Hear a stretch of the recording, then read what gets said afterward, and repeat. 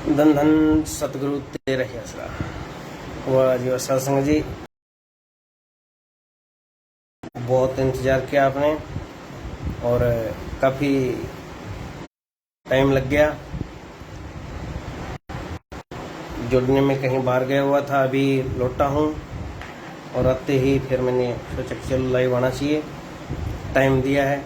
तो सत्संग जी, आपसे गुजारिश रहेगी कि इस पेज पे मैं लाइव हूँ, सच की आवाज़। और ये भाई मनदीप सिंह इंसा गजवाड़ा का पेज है। तो आपसे गुजारिश है कि आप लोग जुड़ें और आगे से आगे लोगों तक ये प्रोग्राम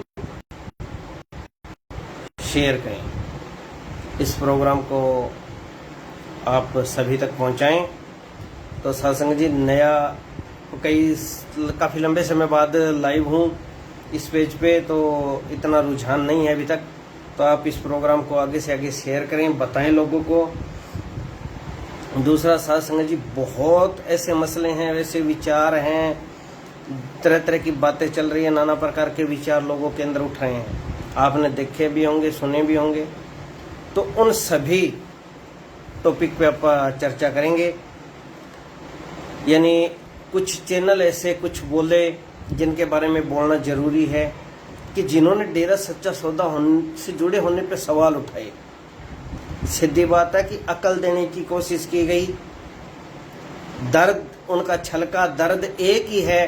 डेरा सच्चा सौदा से अगर कोई जुड़ा है और उसके प्रति अगर किसी के मन में दर्द है तो वो है कि इनकी संख्या क्यों बढ़ रही है, ये सेवा में क्यों लगे हैं, ये अब तक डेरा क्यों नहीं छोड़ रहे। और वो चीजें अभी जस्ट कल शाम तक अपने को देखने को मिली, सुनने को मिली। तो ऐसे लोगों को, ऐसे मनसूबे वाले लोगों को जवाब देना जरूरी बनता है और जवाब देना भी चाहिए।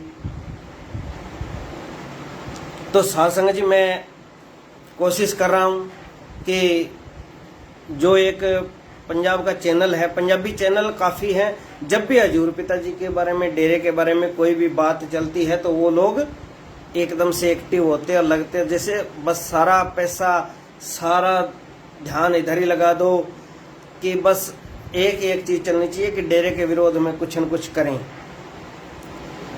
जैसे यूट्यूब वाले स्पेशल कह रखे कि अगर डेरे का प्रोग्राम करेंगे तो आपके डॉलरों की बारिश होगी, इस तरह से अनाप शनाप बोलते हैं। और कुछ फ्री फंड के रिटायरमेंट होते हैं, घर से भी रिटायर होते हैं, काम धंधे से भी रिटायर होते हैं, वो सूझवान ज्ञानवान की श्रेणी में शामिल होकर बैठते हैं, पैनलिस्ट बनते हैं, पैनल बनते हैं, उन पर चर्चा करते हैं। तो डेरे के बारे में ऐसी कुछ चर्चाएं हुई, कुछ बातें चली, कुछ अपने वाले भी लगे पड़े हैं, दे तेरे की ले तेरे की। तो इन सभी मुद्दों पे चर्चा होगी, सभी विषयों पे हम चर्चा करेंगे।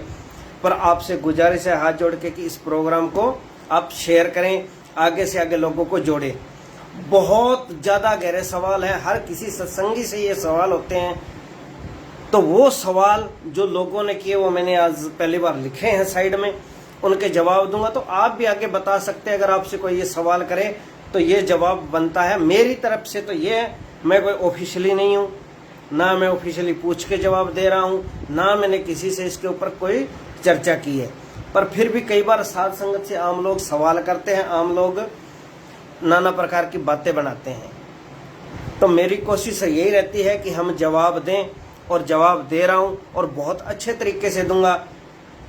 हो सकता है कईयों को मिर्ची लगे, कईयों को कुछ हजम ना हो बातें। तो सबसे पहले हम आते हैं सत्संग जी कि एक चैनल है प्राइम एशिया टीवी, ऐसा एशिया प्राइम टीवी कोई ऐसा पंजाब का चैनल है। उसके ऊपर हजूर पिताजी जब गुरुग्राम मेदांता हॉस्पिटल में आए हैं, इस पे चर्चा हुई, या पहले भी आए, उन पे भी वो चर्चा करते रहे हैं।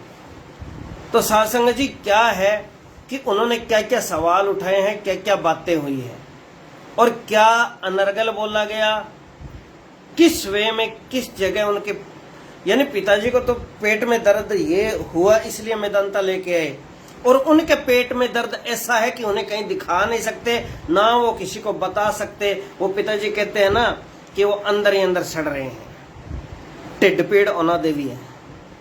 उनका भी पेट दर्द करने लगता है जब मेरे मुर्शिद का नाम आता है कि राम रहीम बहा रहे हैं, तो पेट दर्द उनको भी हो रहा है पर इलाज नहीं है,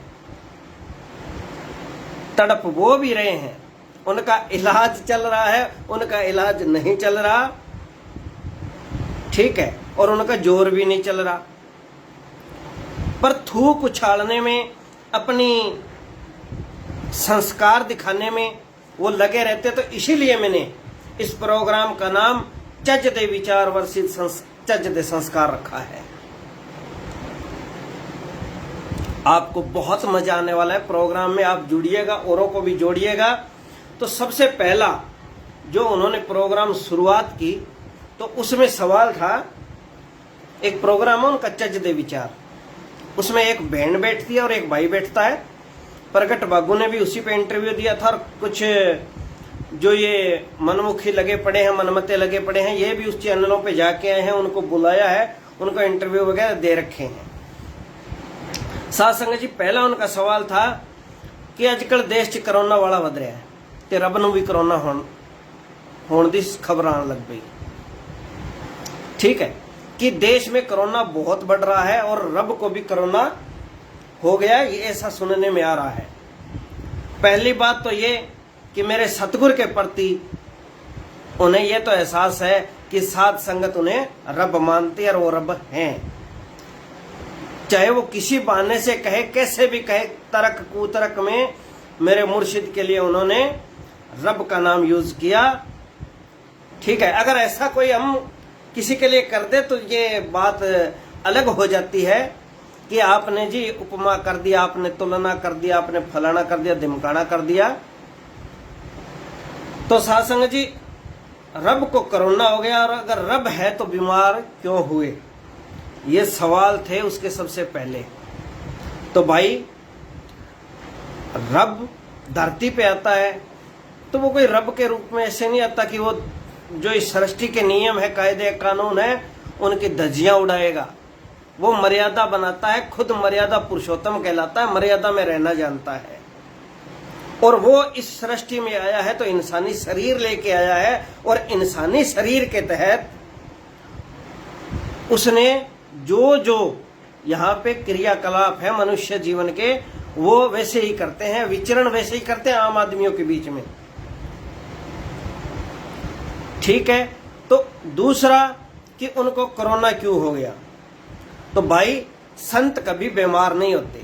हजूर पिताजी ने आज से कई साल पहले भी सत्संगों में बोला है, बेपरो मस्ताना जी ने भी बोला है, मेरे पास ऐसी ऐसी वीडियो भी पड़ी है।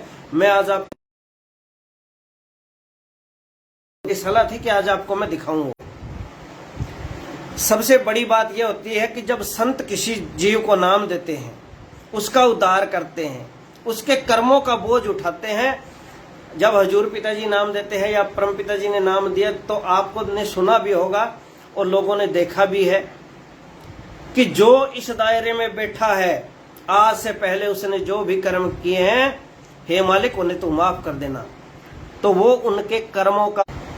और साथ संगत जी, नेटवर्क की दिक्कत आ रही है, आप जुड़े रहिएगा, कई बार बीच में दिक्कत आ जाती है। तो क्या होता है कि संत होते हैं वो रूहों के कर्मों का बोझ उठाते हैं। एक बार बेपरवाह मस्ताना जी से किसी ने सवाल किया कि कोई नाम लेने आए, तो बेपरवाह मस्ताना जी ने कह दिया कि भाई तू खड़ा होकर बाहर चला जा, तेरे को आज नाम नहीं मिलेगा। कई बार नाम नहीं देते थे, कई बार लोग 5-5 सत्संग में आ जाते, 10-10 सत्संग में आ जाते, उनको नाम नहीं मिलता था, उसके बाद नाम दिया जाता था। हजूर पिताजी ने तो काम खुला ही कर रखा। उसमें क्या होता था कि उस बंदे को सत्संग के जरिए सेवा सुमरण परमार्थ का फल बख्श के उसके कर्म कम करके उसको नाम देने के लायक बनाया जाता था। कई जगह गारंटर लेते हैं नाम देने के लिए कि तू इसकी गारंटी देगा, तू इसका गारंटर है। पहले भी ऐसे अपने भी होता था। तो एक बार नाम दे रहे थे तो किसी ने कह दिया कि जी इसको तो आज दे ही दो जी नाम। कहने लगे बेटा आज इसको नहीं दे सकते। कहने लगे क्यों नहीं दे सकते? कहने लगे कि इसके कर्मों का बोझ है, वो तू उठा लेगा क्या? तो वो सतगुरु भांडा तैयार करता है, कर्मों का बोझ होता है। बेपरवाह मस्ताना जी ने कहा कि जिन रूहों को सतगुरु नाम देता है उनका एवजा काल को देना पड़ता है। उनको देना पड़ता है। कोई भी लगा लो, चाहे कोई बड़ा है, कोई छोटा है, कोई किसी भी धर्म में है, सभी ने यातनाएं सही है। किसी ने कोई रूप बीमारी के रूप में सही है, किसी ने किसी जुर्म के रूप में सही है, कोई किसी को राजनीति ने तंग किया है, किसी को राजा ने तंग किया है। सब कुछ होता रहा है देश में संत महात्माओं के साथ। वो यहाँ के दुनिया में यहाँ का जीवन व्यतीत करते हैं, यहीं पे अपने कर्म करते हैं, लोगों को एक प्रेरणा। तो साधुसंग जी, जब सतगुरु लोगों के कर्म उठाता है तो वो थोड़ा बहुत उसमें वो चीज आती है, पर वो उतना उन पे असर नहीं कर पाती।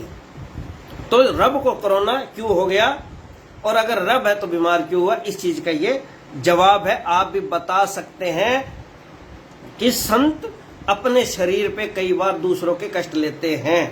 एक बार बेपरवाह मस्ताना जी बैठे थे तो किसी ने कह दिया जी कि जी इसके लड़का नहीं है।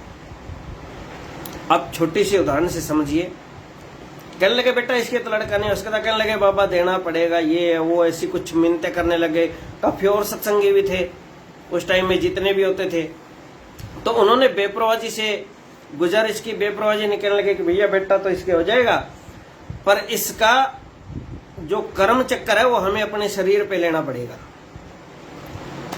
तो लोगों को पता नहीं कि संत को किस रूप में लेना पड़ता है, इसका क्या कर्म चक्कर है। संत को तो दिख रहा होता है तभी मना करता है, पर संत दयालु भी होते हैं। बेपरवाही ने कह दिया कि जा बेटा, अब चला गया, उसके घर लड़का हुआ। लड़का होने के बाद बेपरवाही फोड़ा हुआ, कमर के अंदर फोड़ा हुआ, तो वो काफी घाव बन गया। तो साधुसंग जी क्या हुआ कि अब उन्होंने पूछ लिया बेपरवाही से एक दिन कि बेपरवाही आपकी ये घाव हो गया और इतना बड़ा होता जा रहा है, इसका कोई इलाज नहीं है, आप तो संत है, खुद खुदा है, जानी जान है। तब बेपरवाही ने कहा कि बेटा ये भी किसी के कर्मों का बोझ है, जो पूछ रहे हैं उन्हें पता भी है कि किसके। तो संत साधुसंग जी लोगों के कर्मों का बोझ उठाते हैं। इससे आगे एक उस प्रोग्राम में बहन बैठी थी, कोई बहन है उसके साथ एंकरिंग करती है भाई के साथ। उसने सवाल किया था कि पेट दर्द का कोरोना से क्या कनेक्शन है। सबसे बड़ा सवाल, बहन हनीप्रीत क्यों गए मेदांता हॉस्पिटल। ये सवाल हर चैनल ने उठाया, हर अखबार ने उठाया, चाहे वो खबरें किसी भी तरीके की छाप रहे हो, पर उसमें से भी सवाल आ रहे थे और हर कोई समझ रहा था। और हर किसी ने ये सवाल किया कि बहन हनीप्रीत वहां पे क्यों गए और पेट दर्द का कोरोना से क्या कनेक्शन है। तो साधुसंग जी मैं आपको बता दूं कि पेट दर्द का कोरोना से कनेक्शन नहीं है, पर हॉस्पिटल के रूल होते हैं। जैसे मैं भी गवर्नमेंट हॉस्पिटल में जॉब करता हूं कि हमारे पास अगर कोई भी मरीज आता है तो उसको हम बिना चेकअप दवा नहीं देंगे, उसका पहले कोरोना टेस्ट किया जाता है। आप किसी गवर्नमेंट हॉस्पिटल में जाइए, आपको गेट के पास ही बैठे मिलेंगे कि जी ओपीडी में आए हैं तो पहले टेस्ट करवाइए। अगर आप किसी टेस्ट करवाने जाते हैं तो वो है ही है कि अगर कोई नॉर्मली डॉक्टर के ओपीडी में दिखाना है तो भी आपका टेस्ट किया जाता है। दूसरा, कई जगह टारगेट मिले होते हैं कि जी आपके टारगेट कम, टेस्ट नहीं हो रहे, तो उस दौरान क्या होता है कि जहां वैक्सीन लगती है वहां भी टेस्ट होते हैं। जिनको सरकारी डिपार्टमेंट का, स्वास्थ्य विभाग का पता नहीं है, वो ऐसी अनर्गल बातें करते हैं, उन्हें कुछ लेना देना नहीं होता। सिर्फ चैनल की पब्लिसिटी के लिए कि डेरा मुखी का नाम लगाकर एडिंग बनाकर एक पोस्ट कर दो और हो जाएगा। तो साधुसंग जी आप थोड़ा सा शेयर का जोर लगाइए। तो साधुसंग जी उसमें क्या होता है कि वो टेस्ट करवाना जरूरी होता है, और आरटीपीसीआर और एंटीजन 2 प्रकार के टेस्ट होते हैं। एंटीजन होता है वो कार्ड लेवल का होता है, जैसे एक कार्ड होता है उसपे 2 बूंदे गिराई जाती है, उसमें वो लाल रंग की 2 लाइनें होती है, उनकी क्रॉसिंग का होता है सिस्टम, और उसमें वो पॉजिटिव आ जाता है अगर वो रेड हो जाता है एरिया। तो ऐसा ही जैसे हम पहले कई बार मलेरिया का भी करवाते हैं, हर चीज का होता है, प्रेगनेंसी टेस्ट किट भी आती है, ऐसे वो कार्ड लेवल का टेस्ट होता है, एंटीजन कार्ड लेवल का टेस्ट। और उसकी सत्यता इतनी है कि उसमें कोई भी पॉजिटिव आ सकता है अगर उसके थोड़े बहुत भी लक्षण है या नहीं है तो भी कई बार वो उठा लेता है, क्योंकि अगर उस टेस्ट की सत्यता इतनी होती तो वो, आपने देखा होगा कि अगर कोई भाई विदेश में जा रहा है, किसी कंपनी में जॉब कर रहा है, तो उससे RT-PCR की रिपोर्ट मांगी जाती है, ना कि एंटीजन की। एंटीजन की मान्य नहीं है कहीं भी। उसकी सत्यता है वो लगभग 50% है, वो इधर भी हो सकती है उधर भी हो सकती है, पॉजिटिव भी हो सकती है नेगेटिव भी हो सकती है। और जो ये प्रोग्राम कर रहे थे उन्हें ये बताना चाहता हूं कि आप समझ लें कि आप किन्हें समझा रहे हैं। ये नहीं है कि हम जानते नहीं हैं, सारा कुछ जानते हैं, पढ़े लिखे भी हैं, हमारे साथ वैज्ञानिक भी जुड़े हैं, वकील भी जुड़े हैं, डॉक्टर भी जुड़े हैं, बड़े बड़े लोग डेरा सच्चा सौदा में आस्था रखते हैं और हर प्रकार की तर्क कुतर्क भी जानते हैं। आपने तर्क का सवाल किया, वो भी आपका बताऊंगा बहन जी, आप सुनिएगा जरूर, आप तक ये प्रोग्राम जरूर पहुंचेगा। मालिक आपको सद्बुद्धि दें। और हनीप्रीत बहन क्यों जा सकती है, अटेंडेंट क्यों बनाया गया, बिना किसी रिश्तेदारी के कैसे अनुमति मिली, ये 4-5 सवाल इकट्ठे थे। ये एक बाबा है 70 साल के हैं, पुन्नू नाम या पन्नू ऐसा कुछ नाम है उनका, वो भी उसी चैनल पे बैठते हैं, लाइव डिस्कशन कोई एक प्रोग्राम होता है उनका, उस पे बैठते हैं। उसमें उन्होंने सवाल किया था, उनमें ये सवाल भी थे और ये लगभग कॉमन लोगों के। तो भैया बहन हनीप्रीत को अटेंडेंट क्यों बनाया, बिना रिश्तेदारी के कैसे परमिशन मिली और क्यों गए। तो इन सब की एक बात बता दूं आपको कि बहन हनीप्रीत पिताजी की गोद ली हुई बेटी है। हजूर पिताजी ने बार बार सत्संगों में बोला है, सभी चैनलों पे बोला है, हर जगह इंटरव्यू देने गए हैं वहां पे भी बोला है। जब बेटी है, बेटी को अपना लिया, बाप बेटी साथ रह रहे हैं, आश्रम में ही बेटी रह रही है, कहीं और तो नहीं रह रही, तो वो बेटी क्यों नहीं जा पाएगी, क्यों नहीं जा सकती, क्यों रिश्ता नहीं होता। लोग तो गोद लेते उस बच्चे के साथ, सारी वसीयत तक लिखवाते हैं और उनको मिलती भी है, वो मानने भी जाते हैं। तो भैया क्यों नहीं हो सकता। दूसरा, क्यों गए, तो अब किसी का बाप बीमार है तो वो क्यों नहीं जाएगा वहां पे, हॉस्पिटल के बाहर तो वो जाएगा। और जेल मैनुअल के अनुसार ये सिस्टम भी होता है कि अगर कोई कैदी को बुखार होता है या कोई और दिक्कत होती है तो उसके परिवार को सूचना देनी होती है कि आपके जो यहाँ पे हैं उनको ये दिक्कत है, आप लोग आ जाइए, हम लेके बाहर जा रहे हैं। बाहर लेके जाएंगे तो पहले परिवार को बुलाएंगे, ये सिस्टम होता है। आप किसे सिखा रहे हैं कि वो क्यों पहुंचे, क्या पहुंचे, किस लिए पहुंचे, और रिश्तेदारी कैसी नहीं है। उसके बाद में साध संगत जी उनका सवाल था अगला, चिट्ठी का जिक्र किया। उसी बहन ने जिक्र किया कि बाबा राम रहीम की एक चिट्ठी आती है, उसमें उन्होंने जिक्र किया कि बाप कैसे लेनी है, काढ़ा कैसे लेना है, किस तरह की सावधानियां बरतनी है, मास्क लगा के घर से बाहर निकलना है, ऐसी बातें उसने बताई कि जब बाबा ने खुद ऐसी चीजें है तो वो कैसे पॉजिटिव हो सकता है। भाई कॉल कर रहा है। तो मैं ये बताना चाहता हूं कि देखिए, अगर कोई डॉक्टर है या कोई वैज्ञानिक है जिसने रिसर्च किया है, इस पे कोरोना वैक्सीन बनाई है, तो क्या वो लोग पॉजिटिव नहीं हुए? क्या जो हॉस्पिटल में इलाज कर रहे हैं क्या वो डॉक्टर पॉजिटिव नहीं होते? जिनके 2 वैक्सीन लगी क्या वो पॉजिटिव नहीं हो रहे? क्या सरकार पागल है जो वैक्सीन लगा रही है? अरे समझने वाली बात है, इस पे घुमा क्यों रहे हो? किसे पागल बना रहे हैं आप? दुनिया को आपने समझाना होता है, ज्ञान देना होता है। आप लाइव में बैठे हैं, किससे बात कर रहे हैं? 70 साल की उम्र ले रखी है, आप क्या बोल रहे हैं? एक जर्नलिस्ट के तौर पे आप एक महिला पत्रकार है, वो क्या बोल रही है? सामने वाला एक सवाल जवाब कर रहा है, वो क्या सुन रहा है, क्या देख रहा है, क्या बता रहा है? ये चीजें विचारनी चाहिए, अपने अंदर जाती मारनी चाहिए कि प्रोग्राम का नाम तो चज दे विचार है, पर कभी चज की बात कर भी लिया करो।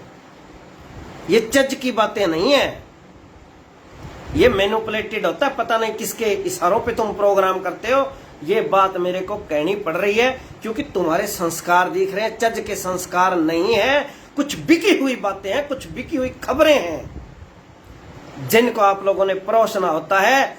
आप किसी के इशारों पे काम करते हैं। हो सकता है आपके तार कहीं और जुड़े हो, कहीं विदेशों से आपको फंडिंग होती हो, इसलिए आप भौंकते हो, वरना ऐसा तो कोई है ही नहीं कि दुनिया में जिसे ये ना पता हो कि भाप किस लिए ली जाती है। भाप लेगा उसको कोरोना नहीं होगा क्या? अरे कहां पड़े हो भैया? और काढ़ा लेने से क्या होता है? इम्यूनिटी बूस्ट काढ़ा है, उसको लेने से क्या होता है कि इम्यूनिटी बढ़ती है, कि अगर कोरोना पॉजिटिव हो जाए तो उसके ऊपर वो इतना असर ना दिखाए। और वैक्सीन है अपनी, वो भी यही काम कर रही है, जो अपने फेफड़े गुर्दे इनको कवर करती है। अगर पूरे शरीर पे अगर कोरोना अगर हो भी जाए तो और कहीं असर दिखा सकता है, पर अपने इस सिस्टम को डैमेज नहीं कर पाता। और इसीलिए वैक्सीन लगाई जाती है ताकि वो लोग सुरक्षित रहें। जिनको दोनों वैक्सीन लग चुकी है, अगर उनके कोई और बीमारी है तो कोई इक्का दुक्का केस हो सकता है जो मरा हो, वरना जिनको दोनों वैक्सीन लग चुकी है वो लोग मर नहीं रहे, कोरोना उन पे असर नहीं कर रहा। ये भी सत्य है, क्योंकि मैं जानता हूं, इस चीज को मैंने पास से देखा है। तो भैया अगर आज मैं लाइव आया 5 दिन पहले, मैंने लोगों को बताया कि भैया सोशल डिस्टेंसिंग रखा करो, ताश ना खेला करो। लेडीज होती है वो घरों में कान मुखान के काम जाती है, शादियों में जाती है, तो इनके कारण कोरोना फैल रहा है, कुछ ध्यान रखा करो, एहतियात बरता करो। अब मैंने लोगों को जागरूक किया और मुझे कोरोना हो गया, तो क्या ये हो सकता है कि मैं लोगों को बता रहा हूँ और मुझे कोरोना क्यों हो गया? क्योंकि मैं तो काम करता हूँ, हॉस्पिटल में भी जाता हूँ, लोगों से मिलता हूँ, मेरी ड्यूटी है, जाना पड़ता है। तो ये कहाँ का सिस्टम है? आप कहाँ से पढ़े हैं? और साथ संगत जी, उसके बाद एक अगला सवाल था कि डेरे दे पैरोकार, डेरे दे जिन्ने समर्थक ने बाबा राम रहीम दे। अब बात सुनिए, चलो पैरेकार आप कह देते हैं, पर आप तो श्रद्धालु हो गए। आप जहां जाते हैं आप मत्था टेकते हैं, जहां पे सजदा करते हैं उस जगह तो आप संगत, और जो डेरा सच्चा सौदा जाए वो सिर्फ समर्थक हैं, संगत का रूप नहीं है वो। क्या बोला जा रहा है? इसमें आपके वोटों का दर्द छलक रहा है। आप किसको समर्थन करना चाहते हैं, क्या बोलना चाहते हैं, स्पष्ट बोल दिया करें। समर्थक हैं, डेरा सच्चा सौदा के हैं, श्रद्धालु है डेरा सच्चा सौदा के हैं, संगत है तो हम डेरा सच्चा सौदा की है, किसी एरे गेरे लल्ली छल्ली की नहीं है। और इस चीज का फक्र भी है और मान भी है और हमेशा रहेगा। हम किसी चैनलों ने तो भैया बहुत बोला है, आप जैसे ने 6-6 महीने प्रोग्राम किए हैं। उसके बाद में ये भी सवाल था कि हर किसी को रब मानने का अलग अलग ढंग हो सकता है, मगर थोड़ा दिल खोल के सोचना, दिमाग खोल के सोचना चाहिए और उसी अनुसार जिंदगी जीनी चाहिए। साथ संगत जी, उस बहन का सवाल था उस चैनल पे, कल की बात है, कल की डिबेट थी, उसमें दिमाग खोल के कैसे जिया जाता है हम आपसे सीखेंगे। हमारा दिमाग इतना खुला है, इतने हम पॉजिटिव हैं, इतनी रहमत है कि आज भी डेरा सच्चा सौदा जिस लाइन के लिए बना था, जिस नाम से जाना जाता है, उसी पे कायम है, उसी पे उसकी साथ संगत लगी हुई है। कोई टस से मस नहीं हो रहा। और दिमाग खोल के क्या जिएंगे कि उस सतगुरु ने अच्छाई सिखाई है, बुराई को अंदर नहीं घुसने दिया, वरना बुराई गाने वालों ने, बनाने वालों ने, दिखाने वालों ने कसर नहीं छोड़ी। और हमारे से खुला दिमाग किसी का नहीं था कि हमने जाके किसी को गाली नहीं दी, किसी के ऑफिस में जाके आग नहीं लगाई, किसी को थप्पड़ नहीं मारा। आप जैसे वकालत करने वाले जलालत करते रहे और हम सब कुछ उसकी रजा मानकर जरते रहे और मानवता भलाई के काम करते रहे और कर रहे हैं। इससे ज्यादा खुला दिमाग और क्या होगा? तर्क की जिंदगी हम जीते हैं। तर्क हमारा यही है कि अगर एक तर्क के ऊपर अगर आप आ जाओ, तो अगर तर्क में तो आपको आपके धर्म की आस्था खंडित होती है, आपकी बेअदबियां शुरू हो जाती है कि आपने हमारा मान नहीं रखा, हम श्रद्धालु है, हमारा ये हो गया वो हो गया, तो हम श्रद्धालु नहीं है क्या, हमारी आस्था नहीं है क्या, हमारी बेअदबी नहीं होती क्या? हम भी तो कहीं आस्था से जुड़े हैं, हम भी तो धर्म को मानने वाले हैं। सिर्फ धर्म आपका है, धर्म के ठेकेदार हैं आप हमें धर्म मानना सिखाएंगे कि किस तरह से धर्म माना जाता है, किस तरह से धर्म की बातें की जाती है, हम आपसे सीखेंगे। ये वहम निकाल दीजिए। दुनिया आज डेरा सच्चा सौदा का अनुसरण कर रही है, और जब भी कहीं कोई भीड़ बनती है तो लोग आज भी डेरा सच्चा सौदा के प्रेमियों को याद करते हैं। और आवाज कोरोना काल में जब ऑक्सीजन के लिए त्राहिमाम मचा तो यही उठी थी हर जगह से कि आज अगर संत गुरमीत राम रहीम सिंह जी इंसा प्रेमियों को गाइड कर रहे होते तो हर जिले में एक एक कोविड हॉस्पिटल बन चुका होता और ऑक्सीजन की कमी ना आती, हर जगह सप्लाई हो रही होती। इससे बड़ा उदाहरण और क्या दूं मैं मेरे खुले दिमाग का? क्या दें साध संगत के फकर इसी चीज का करती है साध संगत। दूसरा, उसने ये कहा था कि लोग शाने हो गए, बहुत लोग सवाल करने लगे, कई तरह की बातें बना रहे हैं।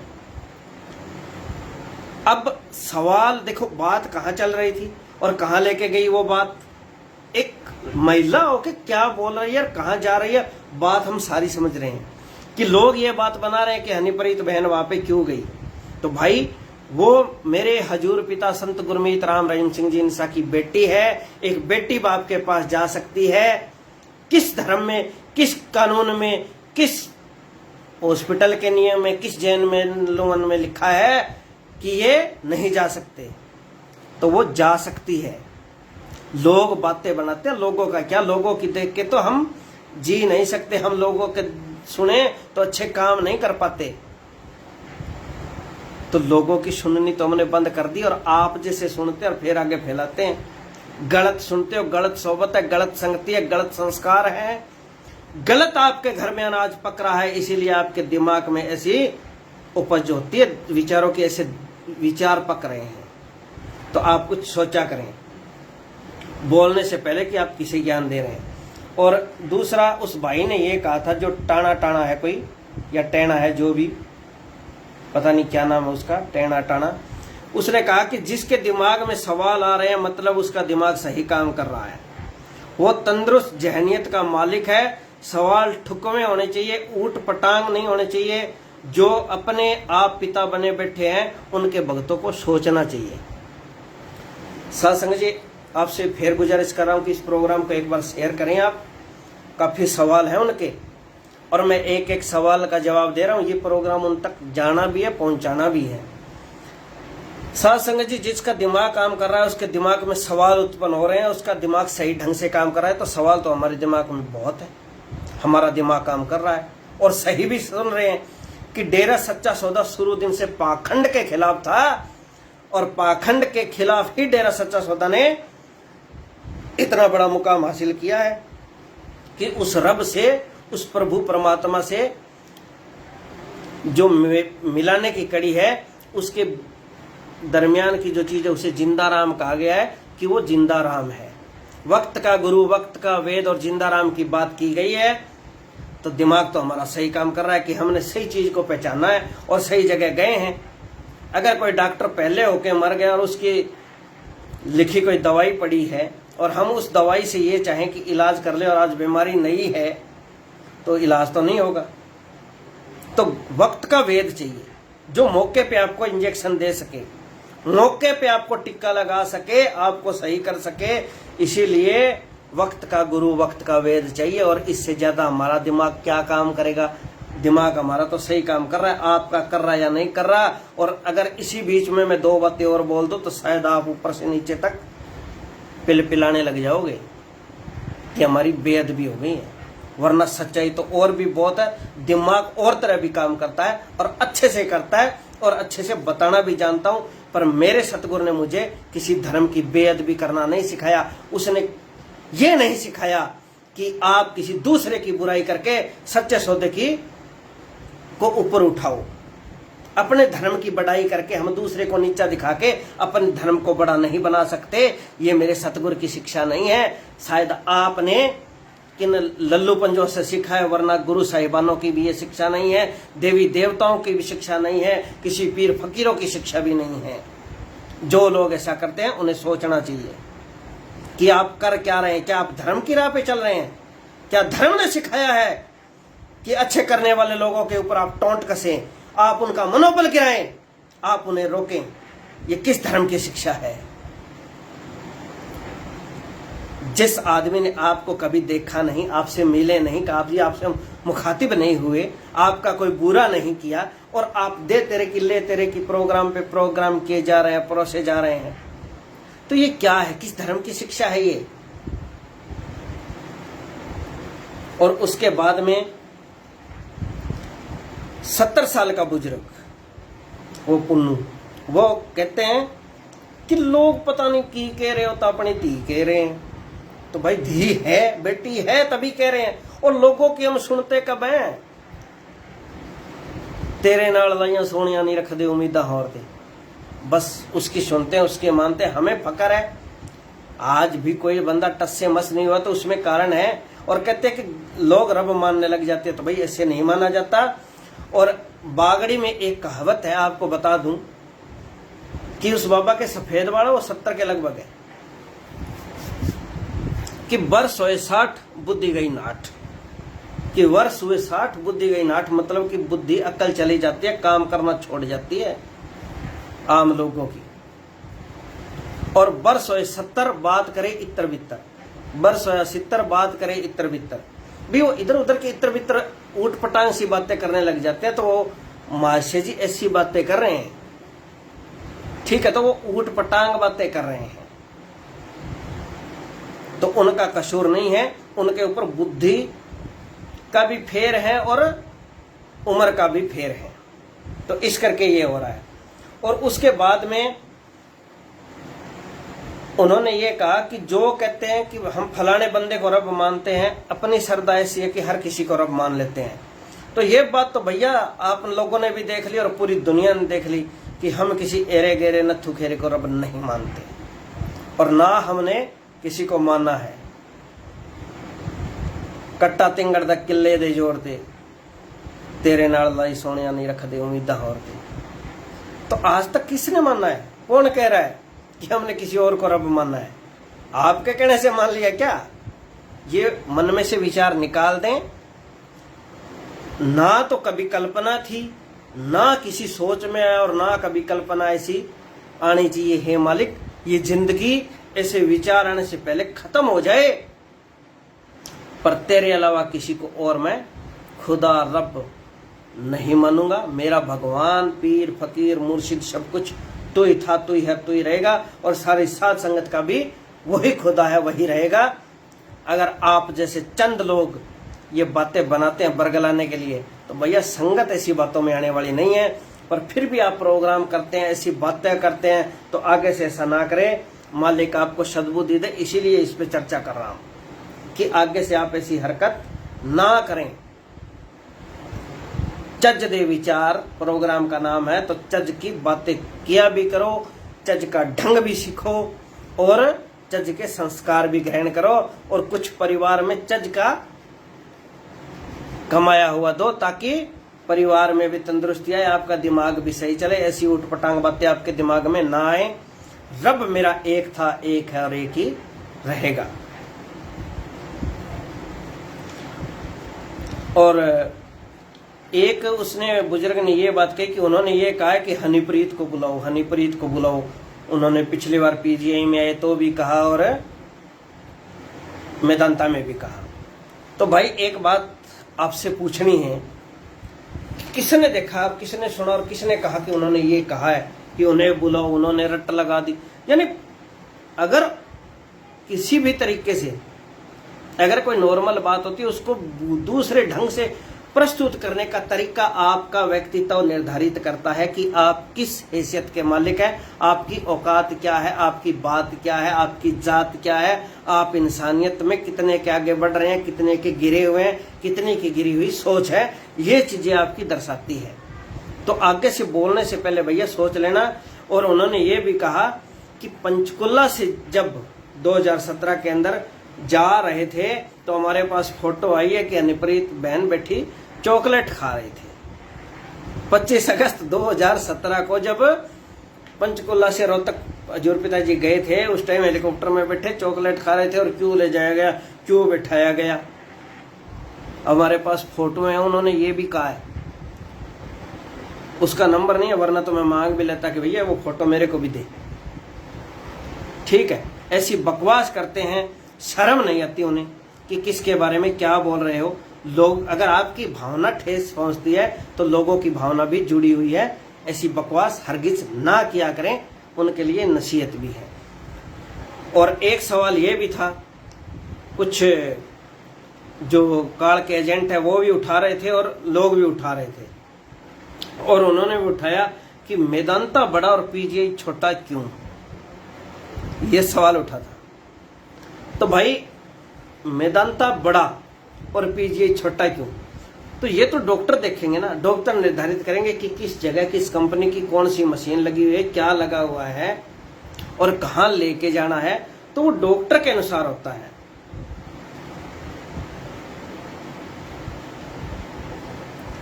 ठीक है भाई, देख आप जा सकते हैं। कौन भाई है ये, जस्सी इंसार, गुरप्रीत इंसार, दो भाई बहन है, कोई शायद एक जस्सी नाम से बहन भी होती थी पहले, जो ऐसे प्रोग्रामों में बोलती रही है, कहीं वो तो ना हो किथों किथों देख के रट लगा रहे हैं। रट नहीं लगा रहा हूं, सच बता रहा हूं, सच जानता हूं, सच बताया है। मिर्ची लगती है तो लगती रहे, कोई दिक्कत नहीं।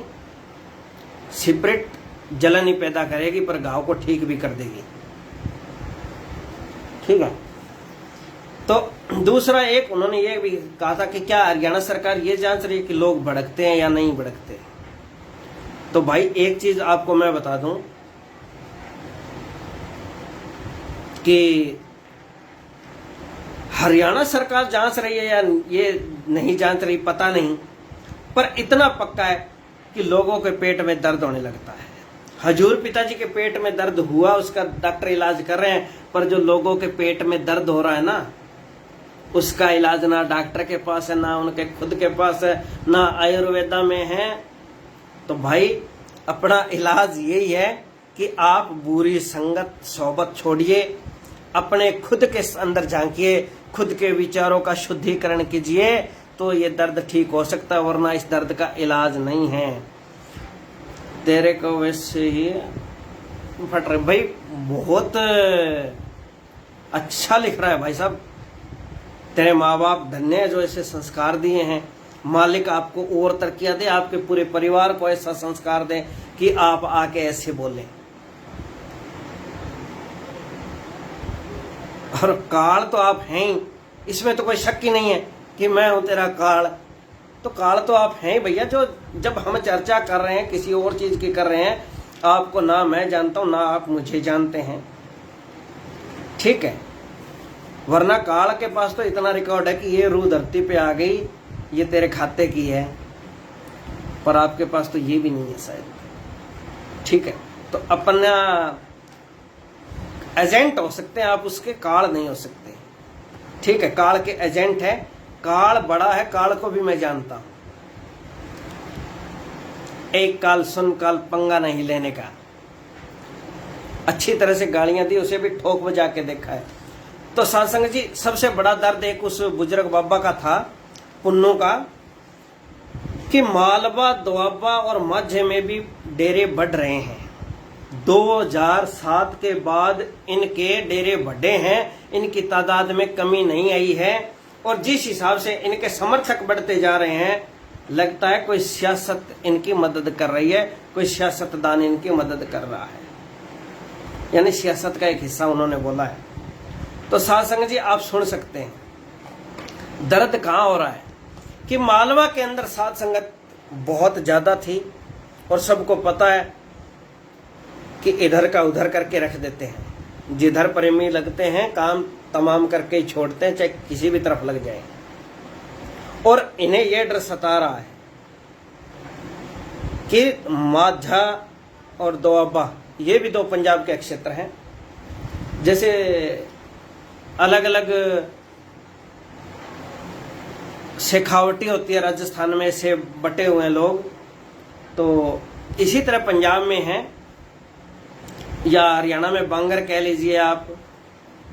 तो इस तरह से पंजाब में माझा, दोआबा और मालवा ये क्षेत्र हैं। तो इनमें डेरे के लोगों की तादाद बढ़ी है और इस करके दिक्कत है। लोगों की तादाद बढ़ी या नहीं बढ़ी इस चीज से मतलब नहीं, उन्हें यह है कि उनका वोट बैंक खिसकता जा रहा है। कल को जिस चैनल को वो चला रहे हैं उसके सपोर्टर हैं, वो अगर उस वाले हो गए तो वो आपकी नहीं मानेंगे और हम सौदा कैसे करेंगे, ये चीज भी मायने रखती है। दूसरी बात ये भी होती है कि अगर साध संगत बढ़ रही है तो मानवता भलाई के काम भी बढ़ रहे हैं, और वो मानवता भलाई के काम नहीं चाहते, काल के नुमाइंदे हैं, इसलिए वो ऐसी बातें कर रहे हैं। तो साधसंग जी प्रोग्राम बहुत लंबा हो गया, और कौन सी संगत कोई दिख तो नहीं रहा तेरे लाइव में, सिर्फ मैं ही, तू तेरी बकवास सुनने को मैं ही हूँ। मालिक आपको बरकरार रखें और आप लोगों के लिए 2-4 दिन में, या देखता हूँ कल तक प्रोग्राम स्पेशल करूँगा, उसमें काले पीले आएंगे, और काले पीले की ब्रैकेट में आप सारे आते हैं। और मेरे कहने का मतलब ये भी नहीं है कि मैं आपको कोई गाली दे रहा हूँ काले पीले कह के। मैं काले पीले इसीलिए कह रहा हूँ कि जो काल की नुमाइंदगी करते हैं, लोगों को सच से रोकते हैं, गुमराह करते हैं, जो काल के एजेंट के तौर पे काम करते हैं, इसीलिए उन्हें मैं काले कहता हूँ। वरना मेरा किसी से कोई रंजिश नहीं है, कोई किसी से पर्सनली दुश्मनी नहीं है। जो काल के एजेंट बन के काम कर रहे हैं, जो लोगों को सच के राह से भटका रहे हैं, इसीलिए काला कहता हूँ। मनदीप भाई ये गलत कमेंट कौन कर रहा है? भाई ये आने थे, लेट आए हैं, पर 1-2 आए हैं और कई आने थे, और इनके लिए आज बता रहा हूँ कि कल या परसों में अगला प्रोग्राम मेरा जब भी हो लाइव, मेरी आईडी से होगा या मेरे यूट्यूब चैनल से होगा, गिरधर शर्मा ऑफिशियल से, तो उसमें आप जरूर आइएगा। आपके सवालों के जवाब भी दूंगा। और एक बीच में शौकी रंधावा है, वो ग्रुप में भी बोलते हैं, और अशोक है जो लाइव करते हैं फेथ वर्सेस वर्डिक्ट पे, उन्हीं का वो नंबर है। वो सवाल कर रहे थे, तो भैया आपके सवालों के जवाब मैं ग्रुप में दे चुका हूँ। जो चीजें होती है बर्फली बताता हूँ, कोई लाग लपेट नहीं रखता। जितना जानता हूँ उतना बोलता हूँ, खुल के बोलता हूँ, किसी की रखता नहीं हूँ। ठीक है, तो आपके लिए प्रोग्राम स्पेशल करूंगा, कोई दिक्कत नहीं। जितना आप लोगों ने गुमराह किया है, जितना आप लोगों ने बोला है, आप लोगों ने तो ये पोस्टें डाली है कि जिनका कोई तुक ही नहीं बनता। एक गुरविंदर है, वो भी है। ठीक है, तो ऐसे लोगों ने बहुत किया है। जी बिल्कुल, आपने दुरुस्त फरमाया, आपका दिमाग काम कर रहा है कि तू वो तो है, तू है वो तो। हाँ, तो मैं हूं इसीलिए कर रहा हूं ना, दिमाग काम कर रहा। आपका टहना ने कहा था, मैं नहीं कह रहा। और आपको मैं दिखा भी दूं, अगर शायद मेरे आगे आ गया तो है उसका, कि पल पल की रिपोर्टें इन्होंने डाली कि ये हो रहा है जी, वो हो रहा है, मेदांता का ये बयान आ गया, अटेंडेंट नहीं बन सकते हैं। पर आज शाम का जो प्रेस नोट आया है, एक बार है आज शाम का, उसको पढ़ लीजिएगा। आपको आपकी औकात का भी पता चल जाएगा और आपकी बात का भी जवाब मिल जाएगा। सब कुछ है उसमें, अगर आप समझना चाहोगे। अगर फिर भी समझ में नहीं आया तो भैया कि तू ग्रुप में आ जाना, और अगर लाइव आना है तो लाइव आ जाऊंगा, कोई दिक्कत नहीं। किसी से डर डाकर नहीं है मुझे, किसी का इतना लेके नहीं खा रखा। तो समय बहुत हो गया, ये प्राइम एशिया को समर्पित था मेरा प्रोग्राम, तो उन तक जरूर पहुंचाइएगा सासंग जी। तो आप लोग जितने भी जुड़े, इस प्रोग्राम को शेयर जरूर कीजिएगा। आगे से आगे व्हाट्सएप ग्रुपों में भी डालिएगा, फेसबुक ग्रुपों में भी आप शेयर कीजिएगा। तो समय बहुत हो गया, तो आज के लिए बस इतना ही। धन धन सतगुरु तेरा ही आशा।